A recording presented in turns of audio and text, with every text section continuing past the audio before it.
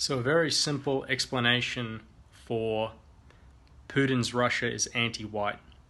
And send this to your friends that think that Putin is base and Russia's base. I know I've covered this subject many times before, but it is important to constantly remind people that the treatment that white Russians are receiving under Putin's oligarchy, under his regime in Russia, they're being treated no different, or in a lot of cases worse, than most European countries, America and Australia. So I just shared that video showing that young 18-year-old getting arrested by their version of counterterrorism police, their political police, FSB.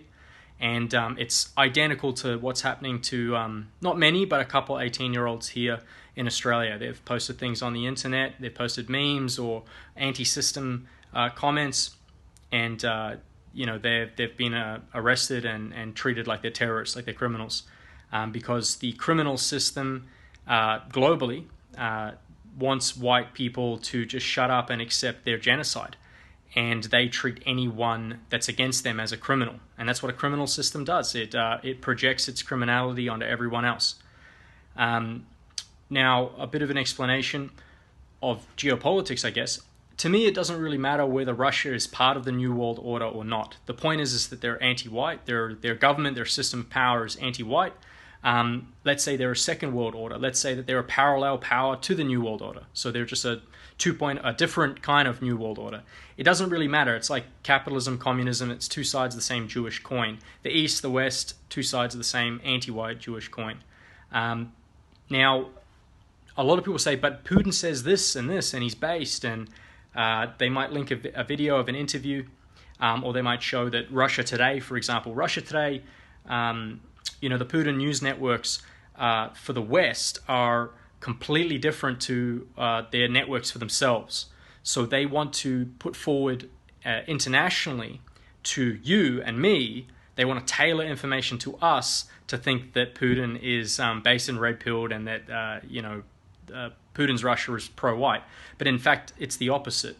And the reason why they do this is because it gives them power at a geopolitical level for their petty political arguments between them and NATO. So again, I make no comment as to whether it's a real conflict or whether it's a fake conflict to say, look, it's like another level of the political circus. You've got Republicans versus Democrats, and it doesn't matter. They're both anti-white, and they both are fundamental enemies. They want to destroy us. And it sort of doesn't matter whether it's Russia or NATO. They're both anti-white. They both fundamentally are enemies. Now, do these people go in conflict with each other legitimately or illegitimately? There's probably a lot of elements within NATO and within Russia that do see it legitimately as a serious conflict. I think you'll find the higher you look up on the scheme of things, the more you'll find that these both these forces are in alliance with each other in terms of the same agenda. They're just sort of fighting for space within their own agenda. Fighting for dominance, I should say, of the same agenda, which is, of course, anti-white. So how geopolitically this works is if Russia was to go to war with NATO, they have for a very long time been destabilizing the fighting morale of NATO's will to fight against Russia, if that makes sense. So if the average middle-class white American that's Trump supporter, he's a gun owner, that's probably the middle core of people that the United States is going to recruit for its army. That's the middle core, not Trump supporting, but conservative, right-wing, normie, patriot, let's call it patriot. The average patriot is coming from a certain caste in society. It's coming from a certain class, and they're the kind of men that will join the army. I would know. I used to be one of them. I joined the army myself. I cared about my country, and it was a sort of dynastic patriotism. And before I became politically aware of what's going on in the world, I too would have fallen for this pro-Putin propaganda. I would have, seen Putin's base, the pro-Russian news. When it is describing the West is coming from our angle. It sounds like our independent media, and I would have fallen for it as well. And the goal of that is so that it's the young fighting men, or not necessarily the young fighting men, but fighting age men, the big demographic of society, is not overly keen as seeing Russia as the boogeyman, because their perception of Putin is that, he's more of a nationalist than our own governments. He's more pro-Western civilization than our own governments. So why would we fight Russia? And that's the game that Putin plays.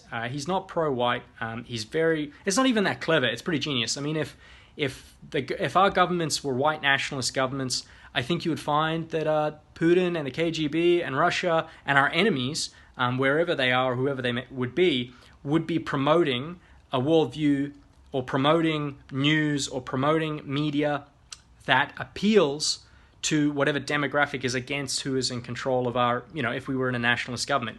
Just like the KGB and Russia, historically, they promoted anti-American groups, values.